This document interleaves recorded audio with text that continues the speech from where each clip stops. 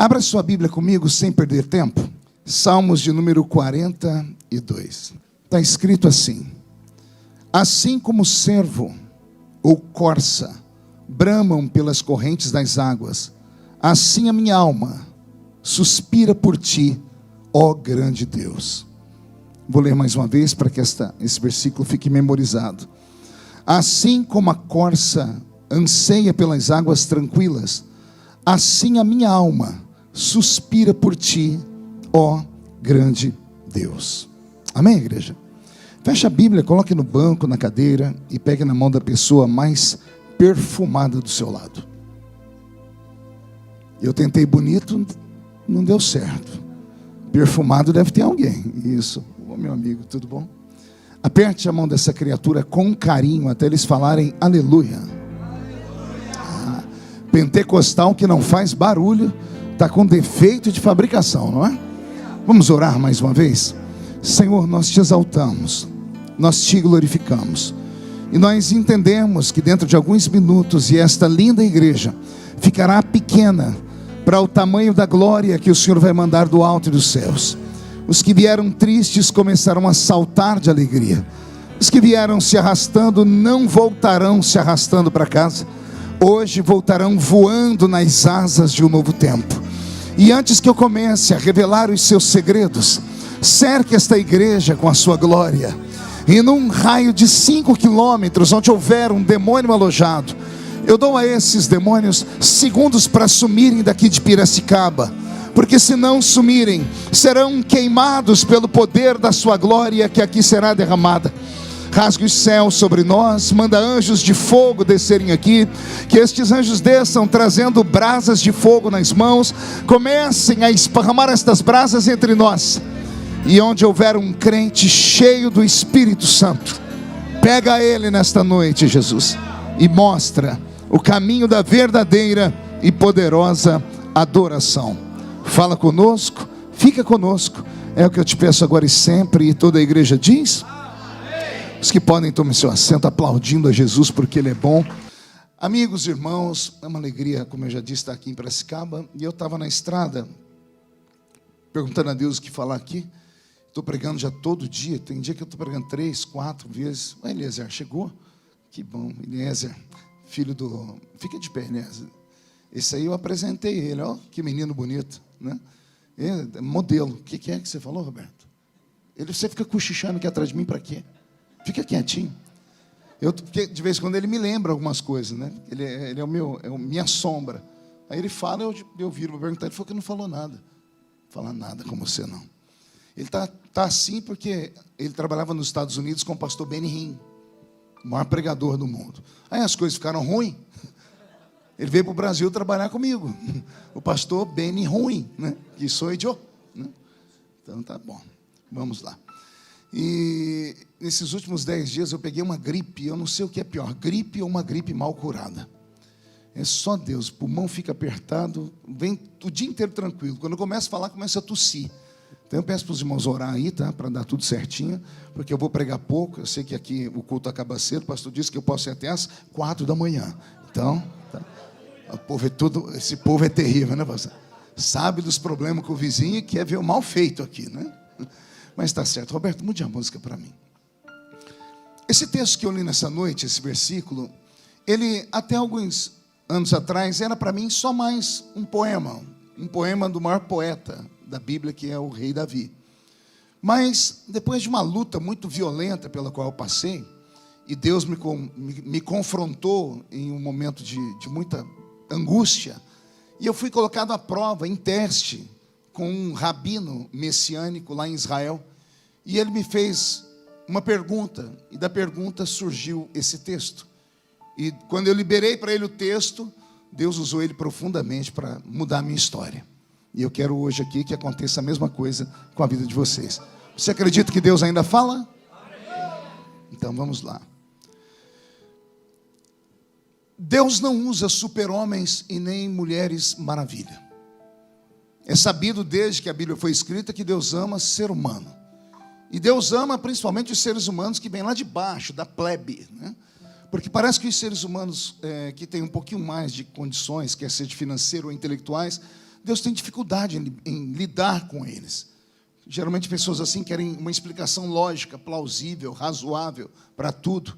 E no reino em que nós caminhamos, não dá para se explicar tudo. Tem coisas que você é obrigado somente a aceitar. Aquilo que nós não entendemos, nós aceitamos.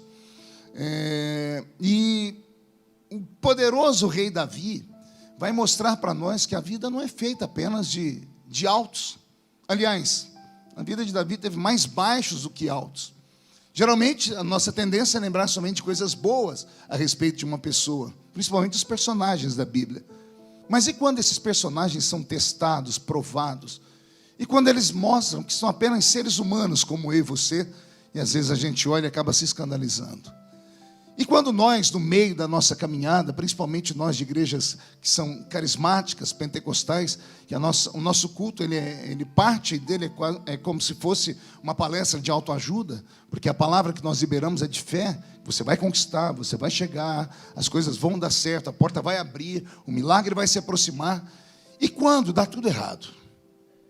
E quando o milagre não vem? E quando Deus não fala? E quando a porta não abre? E quando que nós temos nos é tirado? Como reagimos a tudo isso? Então, no meio dessa minha caminhada, eu prego já há 30 anos. Comecei pregando muito garoto, né? E hoje eu já estou com 49, cara de 60, corpinho de 70. Né? Aí uma irmã ali falou amém, coisa ruim. Não é para falar amém, não. Era só para falar, não, pastor, o senhor está melhor. A gente também precisa de massagem no ego, né? Mas o sincericídio também, às vezes, vale a pena. Mas vamos lá. No meio da minha caminhada, eu fui criado, né, numa igreja muito barulhenta, cheio de milagres, cheio de unção. Passei a minha vida toda pregando sobre possibilidades de milagres, e até que a vida vai dando aqueles cardos na gente. Não sei se conhece essa frase. A gente ia para a piscina, vamos dar um cardo naquele ali, né? É derrubar a pessoa para afogá-la. A vida, de vez em quando, Eliezer, ela dá uns cardos na gente. E não importa o que você seja. Se você for um ser humano comum, que tem uma vida comum, ou se você é um ungido do Senhor. Eu descobri na minha caminhada com Deus que a unção que Deus me deu, ela não me blinda contra os problemas triviais da vida. A unção me protege da morte, até que se cumpra toda a missão que Deus tem na minha vida. A morte, sim, essa é anestesiada, paralisada no meio do caminho, onde ela estiver. Porque o que Deus fala, Ele cumpre. Deus não é homem para mentir, nem filho do homem para se arrepender daquilo que Ele fala. Jesus Cristo um dia falou uma palavra que até hoje o diabo treme quando escuta. Jesus disse, passa o céu, passa a terra, mas as minhas palavras, essas não podem passar jamais. Então, se tem alguém aqui que está debaixo de uma promessa, de uma palavra, a única coisa que eu posso te garantir é que você não morre até ver tudo se cumprir. Todavia, Deus vai te livrar no fogo. Ele não vai te livrar do fogo. Ele vai deixar que você entre no meio do fogo para você sentir a aflição, a angústia. Você não vai sentir a dor, mas o medo, a solidão, tudo isso vão te acompanhar. Então Deus, ele é brincalhão. Eu tenho um amigo meu que ele diz, Deus é brincalhão.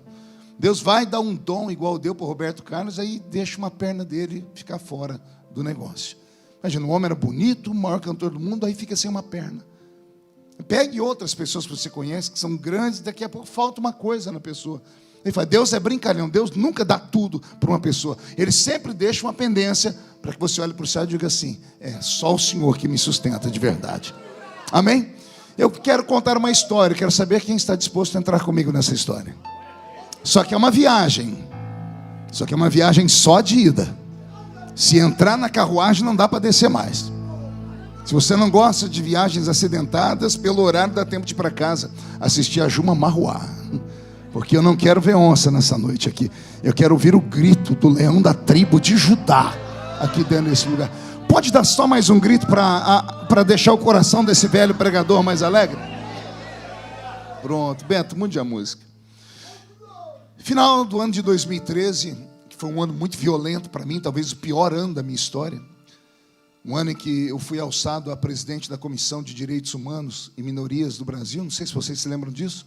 Eu fiquei 90 dias em jornais nacional. Fui capa de revista. Fui dei entrevista nas páginas amarelas da revista Veja. Eu fui alvo de ataques em mais de 60 países do mundo. Não são 60 cidades, 60 países do mundo. Onde tinha uma embaixada brasileira, fizeram manifestações, movimentos de minorias, etc. e tal. Eu sei o que eu e a minha família passamos. Eu sei que a minha casa sofreu. Da casa ser apedrejada, as igrejas serem pichadas, com 22 igrejas recém-formadas, pastor. Ficamos apenas com 22, fechamos 14, ficamos com 8 igrejas apenas. Por quê? Porque os ativistas pegaram as suas trouxas de roupa e montaram barraquinhas na frente das igrejas onde nós tínhamos ministério. E quando estava chegando a hora do culto, eles soltavam um som alto, pandeiro, tambores, tiravam a roupa e dançavam pelados na frente da igreja. E não deixavam ninguém entrar dentro do culto. E foi uma luta muito grande. Minhas filhas pequenas, que hoje já não são tão pequenas, a Camille e a Kathleen, na época tinham 9 e 10 anos, na Cidade Franca, nós chegamos lá para um culto e uns 50 ativistas do movimento LGBT subiram em cima do carro, pelados, tiraram a roupa e esfregaram os órgãos genitais na cara das minhas filhas. E a polícia assistindo tudo e não fazendo nada. Porque ninguém tem coragem de lidar com esse pessoal, eles não têm limite. Uma pessoa que tem coragem de fazer isso, ela não teme a nada, não tem pudor, não tem respeito. Então eu sei o que eu passei ao ver minha esposa, pelos próximos 2 anos seguintes, dormir sentada. Porque foi atacada pela síndrome do pânico. E todas as vezes que ela tentava dormir, deitava, a glote fechava, a ânsia da morte e coisas mais. Então eu sei o que aconteceu conosco, com o ministério. E todas as pessoas que me assistiam, onde me encontravam, assim: rapaz, como é que você aguenta? Com certeza tem gente aqui dentro que deve ter perguntado: como é que ele aguenta? Teve um episódio que se tornou famoso no país inteiro, porque eles mesmos filmaram, eu dentro de um avião, e eles vieram dançar na minha frente e começaram a chamar minha atenção, e eu fiquei quieto, estava lendo, me deram tapas na cabeça, não sei se vocês viram isso. A situação foi tão ruim, quase criou uma convulsão no avião. Um homem que estava atrás de mim comprou a briga, levantou e falou: o deputado está quieto, deixa ele quieto, o que vocês estão fazendo? Aí viraram para ele e falaram: você é segurança dele? O homem ficou em pé e disse: só porque eu sou negro, eu sou segurança, negro não pode ser emprego. Mas virou um tumulto o avião. Tivemos que voltar para Guarulhos. Aí quando o avião chegou em Guarulhos, a Polícia Federal entrou dentro do avião, me chamaram pelo nome, eu me apresentei. Eles disseram: deputado, quem é aqui que o senhor quer processar? Porque falaram que tinham 5 ou 6 aqui, o piloto comentou. Eu falei: não quero processar ninguém, eu quero seguir minha viagem. Não, mas o senhor tem direito. Eu disse: tenho direito, mas não quero. E falaram: o senhor não vai fazer por quê? Eu disse: porque cada um tem uma natureza. A natureza deles é essa. A minha é a natureza de um pastor. E eu aprendi a perdoar. E descemos do avião, eu e o Roberto. E isso virou ao meu favor depois que as pessoas passaram a começar a ter pena de mim, ao invés de me perseguir.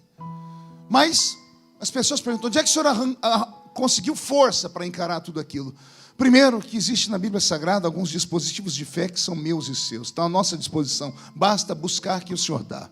Existem os dons do Espírito Santo. E existem os frutos do Espírito Santo.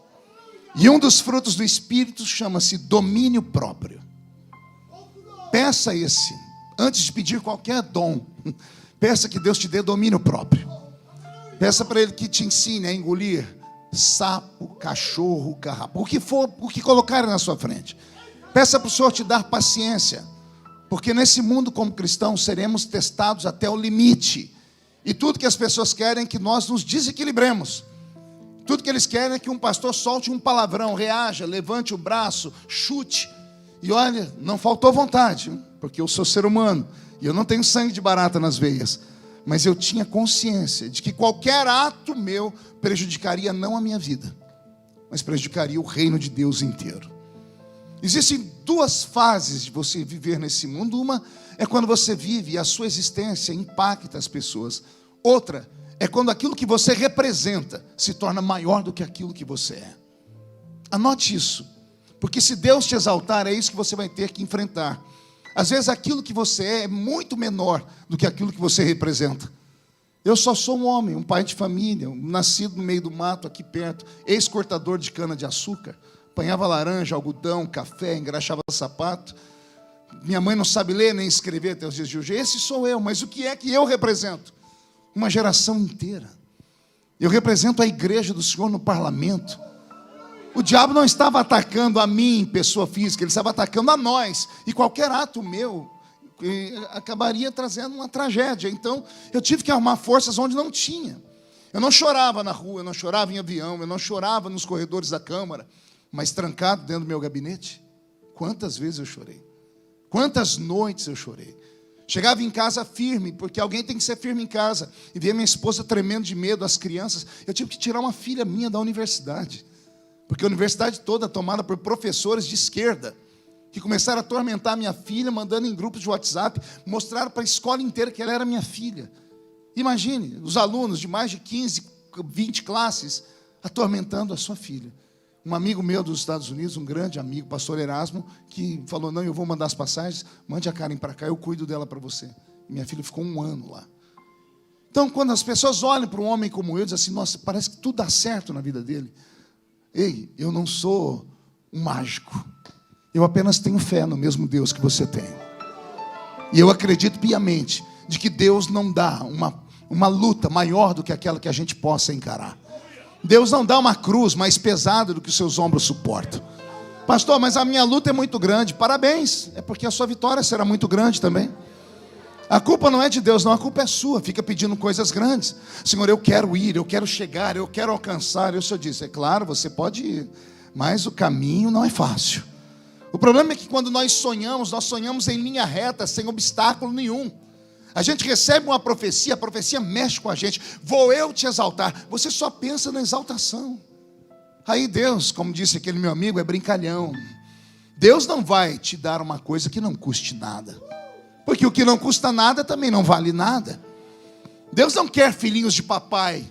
Filhinhos de papai que vem na igreja e é só, vem a nós, me dê, me dê, me dê. Deus não é um mágico da lâmpada que você esfrega ela, ele aparece e ele realiza seus 3 desejos. Não. Há uma reciprocidade.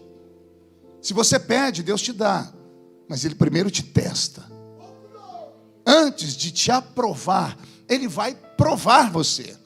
E se você provar a Ele que você suporta, aí Ele vai aumentando. Então, se você está sofrendo muito, há uns 20 anos atrás, se eu te encontrasse, eu ia chorar com você. Eu ia ser seu intercessor. E não tem nada mais duro do que ser intercessor. Intercessor não é orar por alguém, é se colocar no lugar de alguém. Não sei se aqui tem ministério de intercessão. Os intercessores sofrem igual o sovaco de aleijado.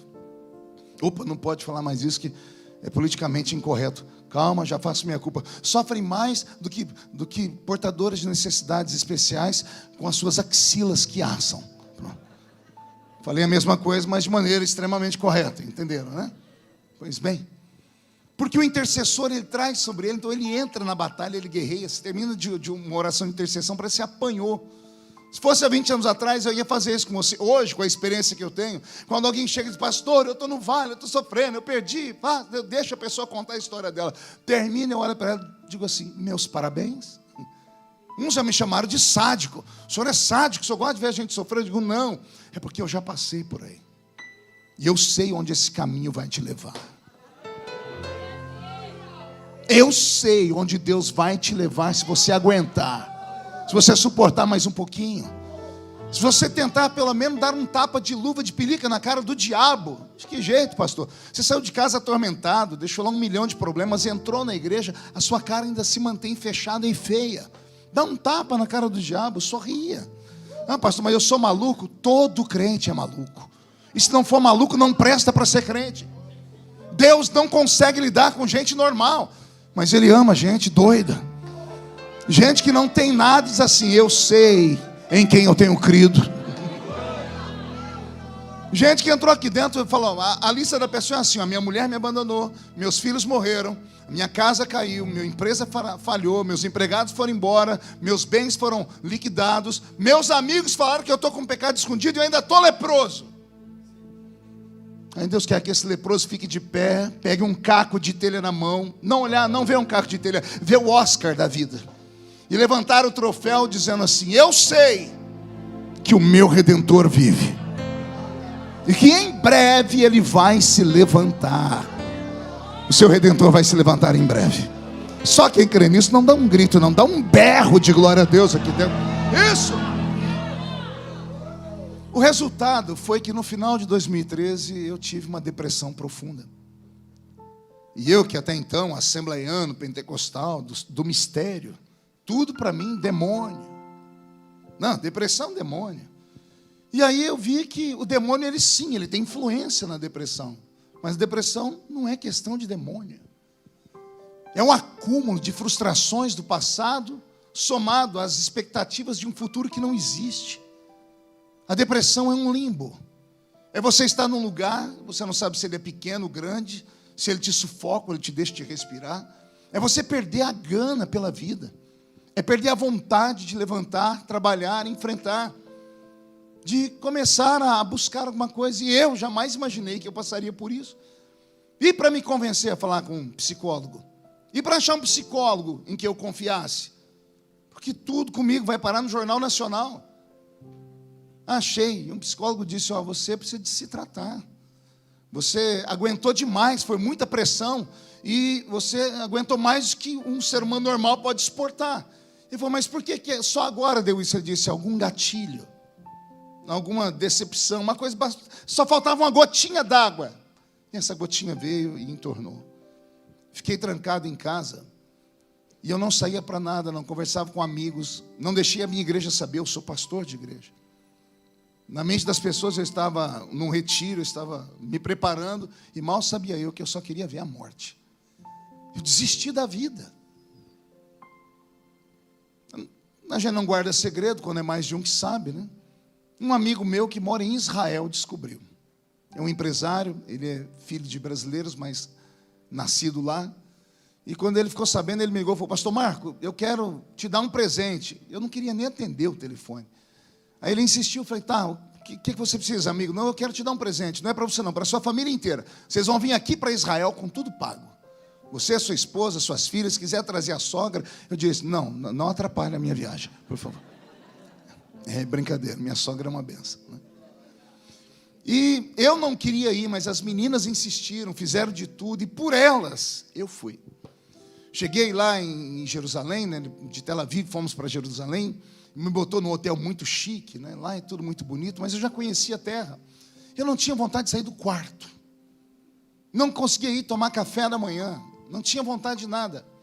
E ficamos lá alguns dias, e as meninas andando, e eu trancado. Até que uma hora bateram na porta do quarto, estava sozinho. Quando eu abri a porta, um rabino. Mas um rabino daquele assim, bem pitoresco, sabe? Usando aquela roupa escura, um rabino ortodoxo, porém messiânico. Aquele cabelinho aqui amarradinho assim, né, com a trancinha, usando aquela roupa preta. Ele chegou com 1 litro de óleo, uma lata de 5 litros de óleo.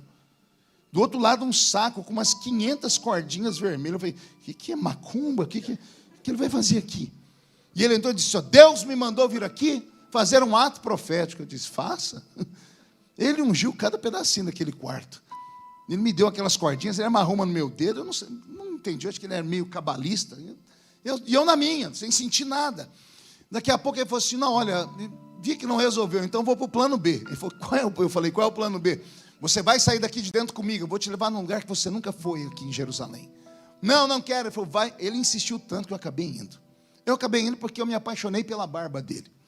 Uma barbona desse tamanho, ele era gordinho, fofinho. Quando ele me abraçou, sabe quando você se aconchega? Ele parecia mais a dona Benta do sítio do Capão Amarelo, lá da minha época.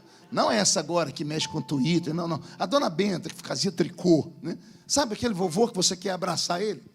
Ele me convenceu, pastor, e eu fui. Demos uma volta em Jerusalém e, de fato, ele me levou num lugar que eu nunca tinha ido. Jerusalém é cercada por 7 montanhas. E no alto de uma montanha, quando ele parou com o carro, estacionamos, eu vi a cidade toda. É um lugar lindo. Eu vi o Domo da Rocha. Ele começou a me dizer, ali é a cidade de Davi antiga. E ele foi mostrando os pontos lá, o Monte das Oliveiras. E eu fui viajando, sentei, isso já era o quê? Umas 2 horas da tarde. Sentei numa pedra, e ele também. E o sol começou a esquentar, e o sol lá, ele parece que é um pouquinho mais quente do que aqui. Parece o sol de Teresina, lá do estado do Piauí. Alguém aqui já foi em Teresina? Nunca foi? Teresina é o único lugar do mundo que tem 4 estações do ano que só tem lá. E tudo no mesmo dia. Verão, quentura, mormaço e calor. É tudo no mesmo dia. Lugar quente da moléstia, né? E lá não era tão diferente. Começou a dar 52, 53 graus na sombra. E ele não me chamava para ir embora. E eu fiquei com vergonha de chamar ele para ir embora, né? E eu comecei a limpar meu suor. E ele olhando e mexendo naquela barbinha dele, com aquele óculos. Daqui a pouco ele olhou para mim e disse assim: o senhor está com calor? Eu disse: não, é impressão sua. Eu falei: claro que eu estou com calor, estou torrando aqui nesse sol. Ele falou: se você pudesse recitar um versículo da Bíblia agora, qual você recitaria? E eu entrei na pilha dele. Não sou gente, gosto de fazer piada também. Eu falei para ele, eu ia fazer oração do Salmo 42. Assim como a corça suspira por águas tranquilas, assim a minha alma suspira por ti, ó grande Deus. Ele abriu um sorriso para mim e disse assim: de quem é esse salmo? Eu disse: de Davi. E ele falou: o que é que Davi está pedindo? Eu disse: ele está pedindo água. Ele falou: por quê? Eu disse: porque ele está com sede. E ele disse: sede do quê? Eu disse: sede de água. Ele olhou para mim e disse: se eu te falar que era sede de outra coisa, o senhor acreditaria? E eu disse: me conte a história. E ele me contou, acho que é a história mais linda que eu já ouvi na vida. Ele me contou a história de Davi do ponto de vista de um judeu. Ele me levou para dentro da casa de Davi. Ele me apresentou Jessé, o pai de Davi. Ele me apresentou os irmãos de Davi e a mãe dele. Ele me fez enxergar um Davi diferente. Um Davi que tinha uma afeição, que tinha uma compostura, que tinha uma cor da pele, uma textura de cabelo, uma cor de olhos completamente diferente de todos dentro da casa dele. Ele me fez questionar por que Davi era o menor, sendo que os irmãos dele todos tinham porte de rei. Tanto que quando Samuel entrou na casa de Jessé o belemita e apareceu o primeiro filho, Samuel sacou o chifre de azeite e disse: já tem o rei. Lembrando que o primeiro rei de Israel era Saul, e Saul era o homem mais alto de Israel, acima dos ombros de todos os judeus ele se destacava. Aí Deus diz: rejeita o Saul, vai lá na casa de Jessé e unge um dos filhos dele. Samuel entra, o primeiro filho que aparece, não me falha a memória, é Samar. Aí a Bíblia diz que o profeta já quer ungir Samar, porque ele tem cara de rei, postura de rei, altura de rei. E Deus diz para Samuel: não é esse. Aí Samuel diz a Jessé: tem outro filho. E vai entrando todos os filhos. E cada vez que ele tenta ungir, Deus diz: não é esse, também não é esse. Até que Jessé inclina a cabeça e o profeta pergunta para ele: acabaram-se os mancebos? Não tem mais nenhum filho seu? Será que Deus me mandou na casa errada? E Jessé é obrigado a dizer: não, tem um ainda. Está lá atrás das ovelhas. Mas eu passei pelo aprisco aqui. Não, ele não está no aprisco de ovelhas normais, não. Ele está lá no aprisco de ovelhas malhadas. Fui descobrir com esse rabino que ovelhas malhadas não eram ovelhas que tinham a cor da lã diferente. Eram ovelhas que eram marcadas por anomalias físicas. Ovelhinhas que nasciam com defeito, que nasciam com 3 patas, 6 patas, 2 caudas, um olho só, 2 cabeças. Ovelhas com defeitos congênitos. Só que o judeu tem um respeito tão grande pela ovelha que eles não tinham coragem de sacrificar nem matar. Então faziam atrás das casas grandes um aprisco de ovelhas com defeito. Mesmo essas ovelhas tendo defeito, elas não eram desprezadas, mas ficavam escondidas para não atrapalhar o comércio das ovelhas bonitas aqui na frente da casa grande. Era lá que Davi estava. E eu não tenho tempo aqui para falar para vocês por que Davi foi estar lá. Eu deixo para vocês curiosos procurarem. Por que o menor não está em casa? Quem tem que estar na roça trabalhando é o mais velho. O mais velho já está perfumado e de banho tomado. Todos os irmãos estão. Davi está longe, está lá. Foi escondido lá atrás das ovelhas malhadas. Ele está sofrendo um preconceito familiar. E o preconceito é pior, é religioso. Porque o profeta foi na casa do pai dele. E o profeta nunca ia numa casa sem antes mandar um mensageiro na frente. Arruma a casa porque o profeta está vindo aí. E quando Jessé foi arrumar a casa, ele falou assim: tem uma coisa que o profeta não pode vir aqui. Davi. Por quê? Olha a nossa família. Todo mundo, caucasiano, moreno, cabelo preto, somos judeus. Olha Davi, louro, ruivo, olhos brilhantes. A palavra olhos brilhantes no original são olhos coloridos. Olha o Davi, de pequena estatura, enquanto os irmãos são tudo grande. Davi. Vou voltar aqui um outro dia para pregar sobre isso. Vou deixar vocês imaginarem, vou deixar vocês pensarem. É por isso que ele não estava ali. Ele foi escondido pelo pai dele. E lá, pastoreando as ovelhas malhadas, não diz a Bíblia, mas digo eu, a minha inspiração é que foi ali que nasceu o salmo mais lindo de Davi. Quer perguntar por quê? Ele saiu de casa e sentiu o cheiro da comida, viu a mãe perfumada, os irmãos usando roupa bonita, e o pai dele dizendo, você vai pastorear as ovelhas malhadas, as que estão escondidas. Ele sabe que vai ter uma festa e ele não é convidado. Aí ele vai lá no aprisco e vê aqueles monstrinhos. E ele sente a rejeição, o preconceito, a angústia. E aí ele começa a dar capim para aqueles monstrinhos, e os monstrinhos vêm na mão dele e comem. Ele dá água para as ovelhinhas com defeito, e elas bebem água. E aí Deus visita ele e diz assim, Davi, até os rejeitados tem um pastor, Davi. E aí ele senta debaixo da árvore, tira lá a sua harpinha que ele mesmo fez, começa a dedilhar, fecha os olhos e diz assim, se essas aí têm um pastor, eu também tenho. O Senhor é o meu pastor. E nada me faltará. Dali sai o salmo mais lindo da Bíblia. E até esse salmo precisa ser estudado direito. Quer perguntar por quê? Tem um erro gravíssimo na sua escrita. O Senhor é meu pastor e nada me faltará. Tem alguma coisa errada. Se o Senhor é seu pastor e nada te faltará, a palavra nada ela é infinita. Ou seja, você vai ter tudo que você quer. Mas você tem tudo que você quer? Você está doente aqui dentro? Mas o Senhor é seu pastor e nada te faltará. Há um erro de tradução. No original não é o Senhor é meu pastor e nada me faltará. No texto original está escrito, o Senhor é meu pastor e não me faltará. Vou falar de novo, deixa a palavra entrar. Não é o Senhor é meu pastor e nada me faltará. É o Senhor é meu pastor e Ele não vai me faltar. Se passares pelo vale, eu passo contigo. Não era mais fácil Deus falar, você não vai passar pelo vale, eu vou te impedir, mas não. Tem vale que Ele quer que você passe. Mas Ele diz, eu não te falto no vale, eu passo com você pelo vale. Que história bonita. E é por isso que Davi sofre seus preconceitos. Pois bem, como Davi é um filho que sofre preconceitos, ele tem um sonho. Pergunte qual? Conquistar o pai. Ele precisa da afirmação do pai. Todo menino e toda menina precisa da afirmação do pai e do amor em excesso da mãe.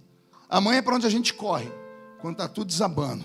E o pai é o provedor, geralmente, né? Ou é aquele que diz assim, não. O pai, é claro que toda regra tem exceção, mas geralmente o pai não é o ponto de refúgio, a mãe é o ponto de refúgio, mas o pai é o ponto de aprovação. É do pai que a gente espera ouvir falar, eu tenho orgulho de você. Então Davi queria conquistar o pai. E como é que se conquista um pai naquele mundo antigo? O pai dele é fazendeiro, o pai dele é rico, o pai dele tem de tudo. Tem um problema com a família, que eu disse que outro dia eu volto aqui para contar qual era, no meu pensamento. Então ele quer conquistar o pai dele. Olha o que o rabino me disse. Davi um dia saiu para caçar. Saiu para quê? Ele quer levar para o pai uma iguaria. O pai dele já tem boi, já tem vaca, já tem ovelha, já tem cabrito, já tem tudo. Ele quer levar uma caça exótica. Algo que o pai dele vai falar assim, você conseguiu caçar isso? E não era incomum isso. Na própria Bíblia nós temos, por exemplo, Isaac, quando estava cego, ele chamou Esaú e disse, Esaú, vai caçar uma caça para mim. Porque a palavra Esaú é peludo, viril, é o filho que o pai amava também. Aí o pobrezinho do outro, rejeitado, tal de Jacó, está lá num cantinho, a mãe dele escutou a conversa e falou, Jacó, o seu pai vai liberar uma bênção sobre o seu irmão, porque ele foi caçar, e você vai ficar sem nada na vida. Não, eu vou te ajudar aqui. Aí nós conhecemos toda a história, né, que Jacó se passou por Esaú. Mas o menino ia caçar e fazer uma caça. Então os pais, para serem tocados, para criarem a autoafirmação sobre os filhos, eles tinham que ser surpreendidos. E Davi saiu para surpreender o pai. E ele deixou aquelas terras onde estava e ele subiu as montanhas, porque nas montanhas tem um animal chamado corça, ou cervo. E Davi vai caçar uma corça ou um cervo, só que não é fácil caçar esse animal. Pergunte por quê? São ariscos, são sensíveis ao cheiro e ao barulho. Para chegar perto de um animal desse, só se você for um tremendo de um caçador, ser um fantasma. Davi sai procurando pelas montanhas as marcas de onde tenha passado um cervo, e ele acha um cervo, ele acha uma corça à distância. Ele vê os galhos quebrados, o caçador sabe ler o chão, sabe ler as plantas, sabe ler o tempo e o cheiro. E o rabino me disse que Davi viu ao longe a corça. Quando ele deita no chão e vai se espreitando, esperando o vento passar para que o vento não denuncie, Davi está quase a uma distância que ele pode flechar o animal. Só que Davi percebe que tem uma outra personagem na história. E ele olha e vê um leão. O famoso leão da montanha. Que também está esfomeado. Que também é um exímio caçador. E que está olhando para a mesma corça. Para o mesmo cervo. E Davi sabe que com aquele ali não dá para brigar. Mas Davi também sabe que pelo peso daquele animal, a corça, o leão não vai conseguir arrastar ele por muito tempo para o lugar onde ele mora. Uma corça chega a 200, 250 quilos. O leão pode matá-la, mas não vai conseguir levar inteira para o grupo. Então o leão vai matar a corça, vai comer um pedaço, vai arrancar um bom pedaço para levar para sua prole e vai ficar um pedaço da corça ali. Então Davi ainda tem esperança. Então Davi agora não persegue mais a corça, ele persegue o leão. Ele espera o leão agir e o que sobrar ele vai levar para casa. E o leão também vai às espreitas, porque se a corça descobrir que tem um leão ali, vai ser muito difícil pegá-la. A corça tem força de velocidade, o leão tem força física. A corça corre mais que um leão, mas o leão tem mais resistência que uma corça. Anotou essas informações? Então veja a cena. Quando a corça percebe que o leão está por ali, é hora do bote. A corça corre e o leão corre atrás da corça. E a corça, na velocidade dela, o leão não consegue pegá-la. Ainda mais em uma montanha, ela conhece mais aquilo ali do que o próprio leão. E ela pula para cá, salta para lá e ela vai tomando distância. Só que o leão não desiste, porque o leão tem um dom que a natureza deu para ele. Pergunte qual? Olfato aguçado e apurado. E a corça tem um problema, pergunte qual? Ela está com medo, porque ela está correndo pela vida. E todo ser, quando tem medo, descarrega uma adrenalina no corpo. E uma enzima é liberada pelas glândulas sudoríparas. E o cheiro do medo é percebido por criaturas que conseguem ler o cheiro do medo ou sentir. Existem alguns animais que sabem quando a gente tem medo, sabia disso? Cachorro, cavalo. Você nunca passou perto de uma porcaria de um chihuahua? E ele começa a latir para você, ele pensa que ele é um pitbull. E a gente fica com medo, aquele trequinho desse parece um rato. Por quê? Porque ele percebeu que você tinha medo. Quando você viu e se assustou, disparou. O gatilho disparou e o cheiro saiu. E ele percebe, então ele cresce. Cavalo é a mesma coisa. Eu lembro que lá na Vila Tatu, onde eu morava, um dia meu avô me colocou em cima de um cavalo. Oi, Henrique, tudo bom? Se é que aquilo podia ser chamado de cavalo, Henrique. Pensa no... Quem já assistiu o desenho do Pica-Pau?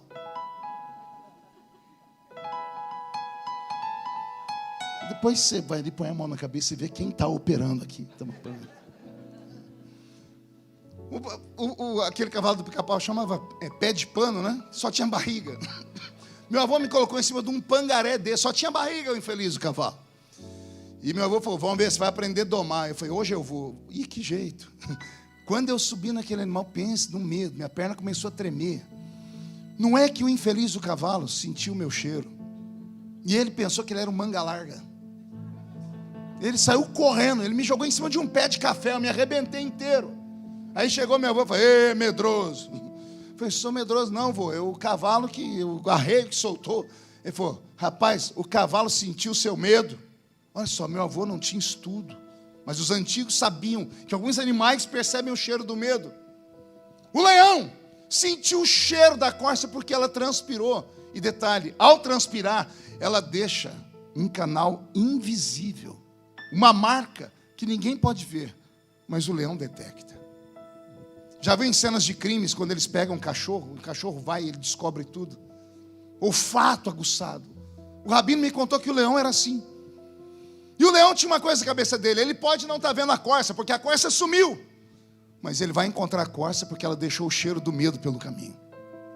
E Davi vai atrás do leão que está atrás da corça, só que a corça sumiu. E o leão continua mesmo assim. O rabino disse que de repente a corça desce. E perto de um ribeiro de águas a corça desaparece. A corça sumiu. O cervo sumiu. O leão parou na frente do ribeiro de águas, ergueu a cabeça, tentou sentir o cheiro, e o cheiro do medo sumiu. O cheiro da morte foi embora. E o leão agora tem que escolher por instinto, vou para a esquerda ou vou para a direita, porque ele não está mais sentindo o cheiro da corça e nem vendo ela. E frustrado, o leão recua e vai embora. O rabino diz que Davi assistiu a cena, mas não viu a corça também, mas estava cansado e foi beber água. E quando ele chegou perto das águas e começou a beber, ele ouviu um barulho no meio de umas moitas. E quando ele olhou, do meio da moita levanta uma corça. A mesma, só que com um agravante, ela está molhada. Ela levanta inteiramente molhada e ela se sacode. Quando ela sacode, a água vai para todo lado. Davi poderia ter matado aquela corça, mas ele eternizou ela num salmo. Porque ela foi para ele uma heroína, ela foi para ele um alento. O rabino me diz que a corça, que Davi, quando orou, assim como a corça suspira pelas águas tranquilas, ele não estava pedindo a Deus água para beber. Ele diz que a corça queria água para se esconder. O que aconteceu com a corça? Quando ela viu o ribeiro, ela entrou dentro das águas, ela mergulhou. E quando ela mergulhou, a água lavou ela. Foi embora o cheiro, foi embora o suor, foi embora o medo. E agora ela está invisível. Ela está com uma proteção invisível. Estou com o corpo todo arrepiado, gente. Essa proteção está caindo sobre nós aqui. Essas águas são o próprio Deus. O Senhor está dizendo: eu vou te envolver nas minhas águas nessa noite. E eu vou te tornar invisível aos seus inimigos. Eles vão te procurar e não vão te achar. E se alguém acredita nisso, por favor, dá um grito de glória a Deus aí. Davi sentou e escreveu um salmo sobre a corça. Porque Davi não estava com sede de água, ele estava com sede de um amigo que pudesse protegê-lo. Ele fala dos inimigos que estavam perseguindo ele, mas os inimigos que ele está falando eram dos inimigos da sua própria casa, da sua própria família. Gente que deveria amá-lo e ao invés de amá-lo, perseguiam ele. A pior tipo de luta que pode acontecer com a gente é quando aquele que deveria nos proteger nos machuca. Aliás, daí vem a mágoa. Só pode nos magoar aqueles que amamos. Um desconhecido não pode me magoar. Uma pessoa com quem eu não tenho sequer contato, ela não pode me magoar. Ela pode me deixar triste, com raiva, mas mágoa só vem de quem a gente ama. E Davi estava dizendo: Senhor, assim como a corça suspira pelas águas, a minha alma suspira por ti, ó grande Deus.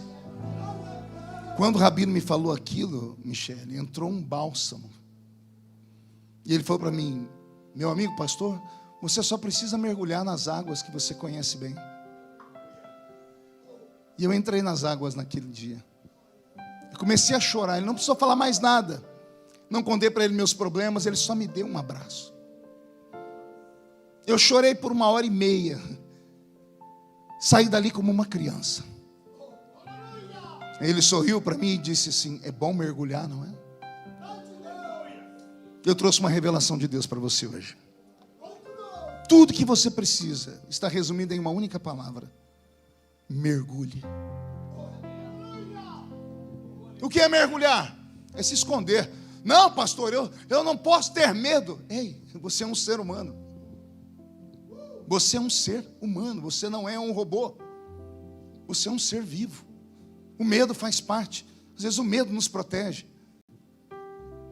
Você vai ficar com aquela história de Velho Oeste, né? Eu prefiro ser um herói morto do que um covarde vivo. Às vezes é preciso se acovardar. Às vezes é preciso recuar. Às vezes é preciso dar 10 passos para trás para tomar impulso, para dar um só certeiro para frente. O Senhor me manda te dizer: mergulha, se esconde. De que forma, pastor? Você está atormentado aqui. Me conte aí, está sendo o quê? Chantageado? É isso? É extorsão? É ameaça? Você vem em busca do milagre, mas de 2 em 2 minutos olha para o celular porque está sendo atormentado. Você já veio no lugar certo, então faz a coisa certa. Lança sobre ele as suas ansiedades. Entrega o teu caminho ao Senhor. Confia nele, o resto ele vai fazer. Ah, pastor, mas e os meus erros? Oh, você descobriu que é um ser humano, bem-vindo. Bem-vindo à fileira dos fracassados, dos que erram, dos que tombam, dos que caem. Somos nós que precisamos de ajuda. O médico não veio para o são, ele veio para o doente. E se lá fora não te aceitam, aqui é o lugar de você se aceitar. Ah, pastor, mas eu já errei 60 vezes. Parabéns, lute contra isso. E se eu cair amanhã? Amanhã você levanta de novo. Vai lá na sombra da cruz, pede para o sangue de Jesus te lavar de novo e vamos seguindo. É um dia após o outro, é step by step. Não há super-homens aqui dentro, não há Mulher Maravilha aqui dentro. Então não se estribe em cima da sua unção, achando que a sua unção vai te livrar de tudo. Quando chegar no céu, bate um papinho com Jim Swaggart, bate um papinho com grandes homens, senta com Paulo e fala assim: Paulo, e aquele espinhozinho na carne? Me conta aí. Chama Pedro para bater papo, fala: Pedro, por que Paulo deu de dedo no seu nariz lá na carta aos Gálatas?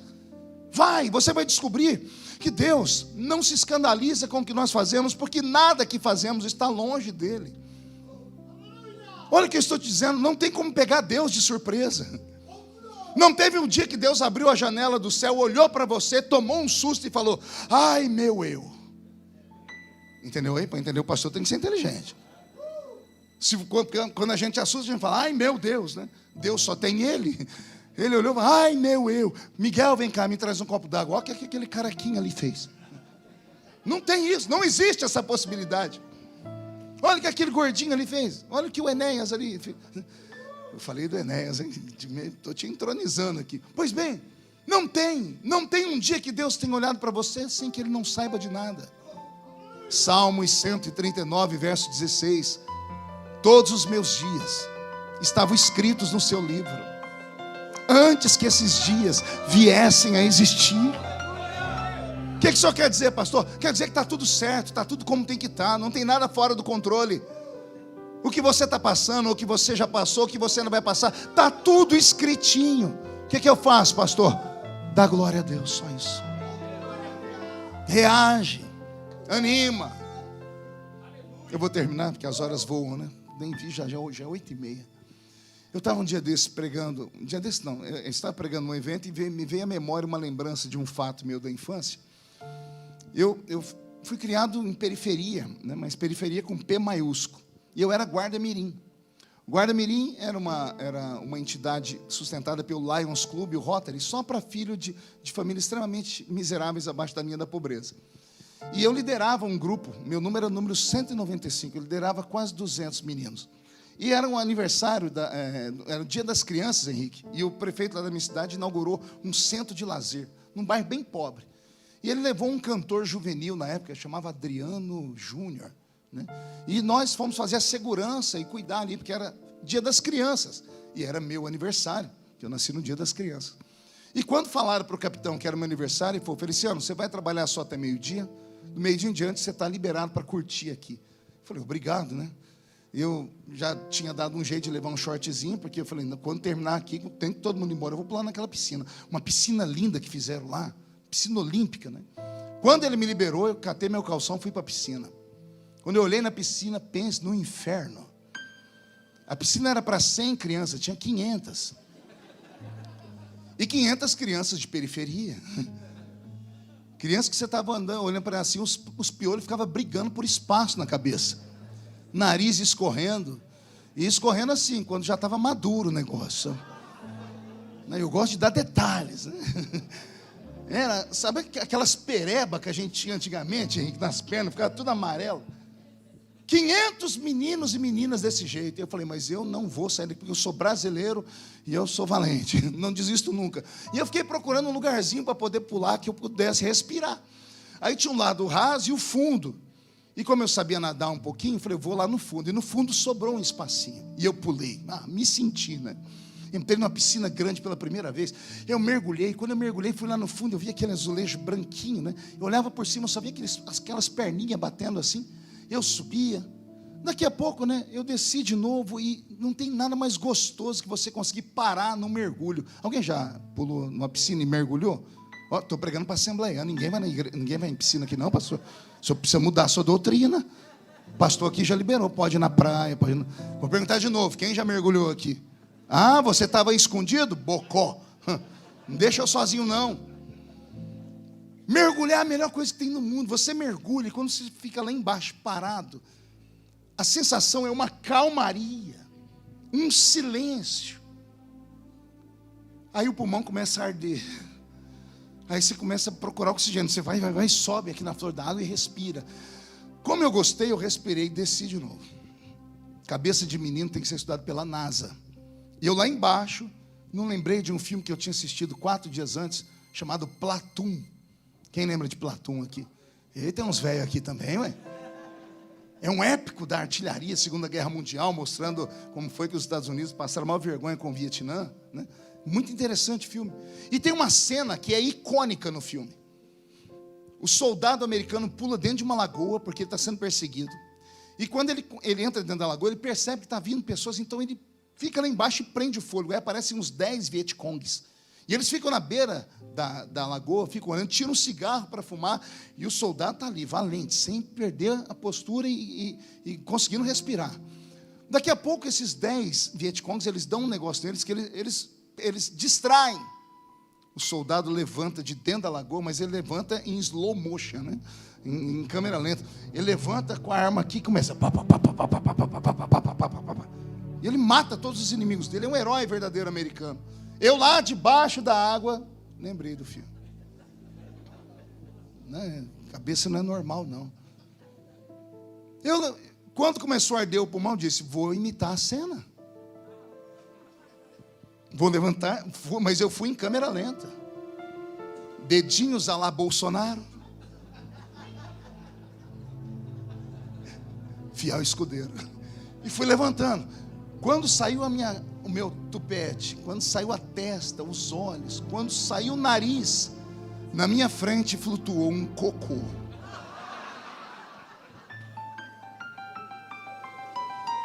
Gente, mas era um cocôzão. Ele estava dissolvendo.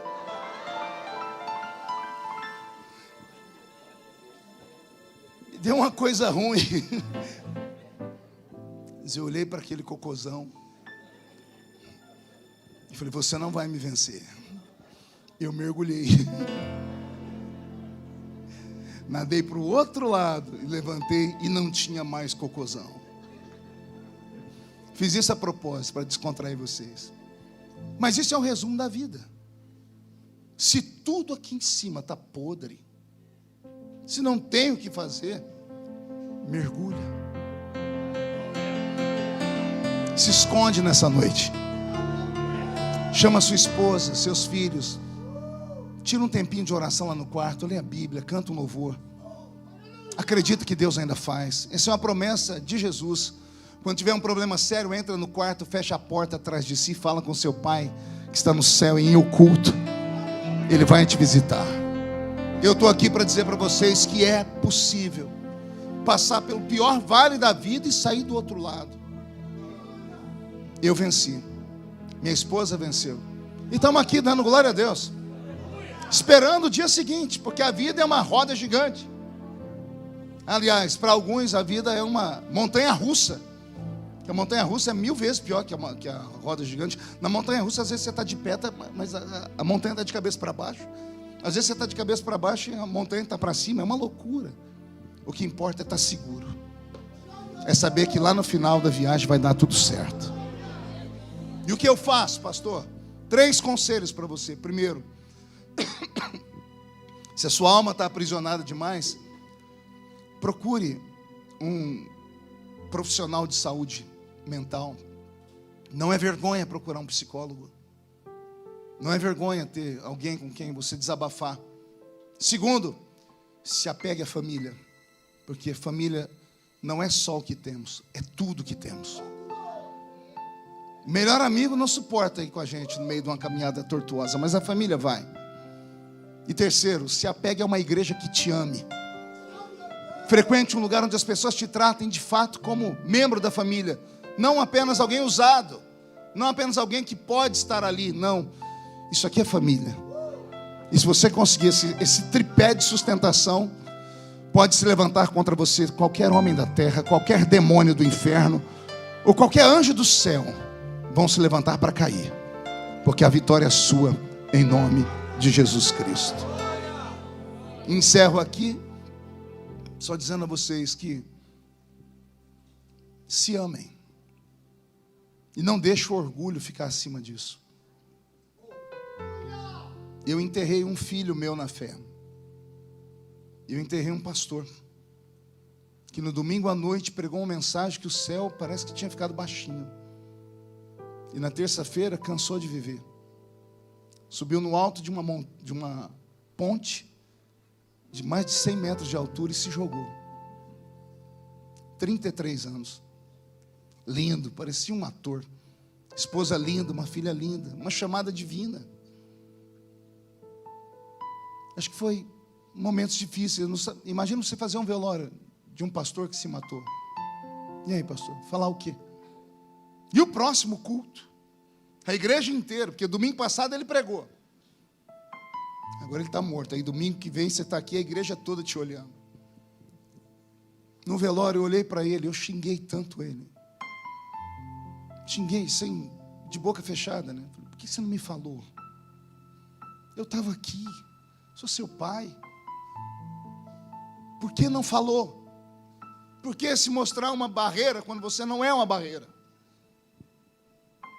Se a minha igreja fosse igual a de antigamente, tudo bem, porque a igreja antigamente procurava homens e mulheres mais santos do que o próprio Jesus, pessoas concorrentes com a Santa Trindade. Mas a igreja mais moderna, a igreja conhece mais a graça, ela conhece Cristo, ela sabe a sua estrutura. Ele eu não consegui ajudar, mas você eu queria ajudar. Eu peço que todos inclinem a cabeça. Porque eu não estou pregando aqui para quem está ausente. Deus não fala com quem está ausente. Deus está falando com você. Está angustiado, está machucada, frustrado, está doendo tudo. E eu queria orar pela sua vida nessa noite. Eu sei que não é fácil, mas se você tivesse coragem de sair do seu lugar e vir aqui perto de mim no altar... Ô pastor, mas se eu for, e o que vão falar de mim, pastor? Quem fala de você não paga as suas contas. Mas Jesus pagou a sua conta na cruz do Calvário. Se você vier aqui, eu quero te ajudar. De que jeito, pastor? Eu vou orar por você. Vou dizer para você, eu já passei por aí. Isso, filho, vem chorando mesmo. Aqui é o lugar. Vamos ficar em pé como igreja? Chegue mais perto aqui de mim. Deus está aqui dentro. Isso, vem, se esparrame aqui pelo altar, se esparrame aqui. A vida é assim, nem tudo dá certo. Eu já enterrei um filho biológico, falta de atendimento médico. Eu já fui caluniado em rede nacional, e eu estou vivo. Se eu venci, você vence também. Mas alguém vai vir? Agora eu vou fazer um pedido. Todos fecham os olhos. Você conhece a pessoa que veio aqui na frente? Você poderia, em solidariedade, vir aqui e só ficar abraçado com a pessoa? Não precisa falar nada. Só abraçar. Você pode? Pastor, eu não conheço, mas você, por piedade, poderia sair do seu lugar e vir aqui e me ajudar? Tá chorando por quê? Se você tem Deus que cuidar de você e jamais te esquecer. Ah, meu Deus. Ele sabe de tudo que você está passando E mandou te dizer que Ele está cuidando. Lembrar de onde você veio E aonde você chegou. lembrar de todos os livramentos que você já Mergulha. Mergulha. pra você estar aqui. Mas Deus falou assim: esse aí vou levantar. E onde colocar as mãos, eu vou abençoar. Não chores, quem cuida de você não dorme. Levanta, tem muita gente que te ama. Deus mandou te dizer e vai acontecer. Deus mandou te falar que tudo vai passar. Pai, eu me atrevo a te chamar de Pai nessa noite. Senhor, hoje eu invoco a presença do Deus Pai. Todos os dias eu chamo o Deus do Pentecoste, o Deus da cura. Todos os dias eu chamo o Deus do milagre. Hoje eu chamo o Deus Pai. Um pai que vê o filho chorar e sofrer e dá um abraço nele. Eu não sei o que a sua filha está passando, o que o seu filho está passando, mas para saírem do lugar e virem aqui à frente, é porque a dor está latejando. A dor é lancinante. É como se a alma fosse rasgada em dois. Eu não sei o que eles estão passando, mas eu sei que estão no centro da sua vontade. E se estão no centro da sua vontade, dá forças, alivia o fardo. Ou faz, Senhor, a luta ir terminando rápido e a vitória chegando, porque os seus filhos estão no limite. Estão como a corça, desesperados, pensando na morte. Estamos procurando água. Senhor, transforma esta igreja num rio de águas tranquilas. Deixa a gente mergulhar em Ti, deixa a gente se esconder em Ti. Terabaço e andrevelecandaralavacharamarai. Terloim, telomandre, velessuri de candarabahas. Eu profetizo que depois desta oração, um tempo de paz e de milagres vai se aproximar da vida dos seus filhos. Eles vão dormir de um jeito e acordar mais alegres amanhã, porque o milagre já está chegando aqui. Levante a mão direita para o céu comigo, toda a igreja, para confirmarmos num ato profético. Abra a sua mão e diga comigo, em nome de Jesus: todos os inimigos, frustrações, angústias e mágoas que têm roubado a minha vida, eu ordeno, venham para a palma da minha mão. Feche a sua mão. Eu conto até 3, você joga no chão e pisa em cima. E aí você vai abraçar 2 pessoas, vai dizer para cada uma delas: mergulha, porque o milagre está chegando aí. 1, você nunca mais será o mesmo. 1,5, sua família vai sentir orgulho de você de novo. 2, quem viver verá para ver o que Deus fará com essa linda igreja. 2,5, a cidade de Piracicaba será chamada de um canto de refrigério. 3, jogue no chão, pise em cima.